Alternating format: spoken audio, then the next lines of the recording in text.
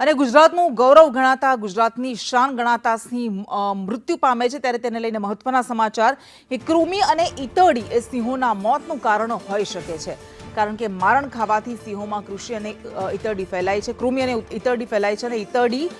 પ્રાણીઓમાં રોગ ફેલાવવાનું કામ કરે છે સિંહની રોગ પ્રતિકારક શક્તિને નબળી પાડી દે છે કૃમિ અને ઈતરડી અને આ સ્થિતિમાં હિમોગ્લોબિનમાં ફેરફાર થતા હોય છે ચોમાસામાં કૃમિ અને ઈતરડીની સમસ્યા વધી જતી હોય છે અને જો યોગ્ય સારવાર ન મળે તો સિંહની રોગ પ્રતિકારક શક્તિ ખૂબ જ નબળી પડી જાય છે તે નબળો પડી જાય છે અને આખરે મોતને ભેટતો હોય છે। ચોમાસાની સિઝન છે, ભેજવાળું વાતાવરણ છે, તેના કારણે આસપાસના વાતાવરણમાં ઈતરડીનો પ્રશ્ન અત્યારે હાલ વધી રહ્યો છે। જે ઈતરડીના કારણે પશુઓમાં અમુક રોગો જેવા કે બબેશિયોસિસ, થાઇલેરિયોસિસ, ટ્રિપ્નોસોમિયાસિસ, એનાપ્લાઝમોસિસ આ બધા રોગ છે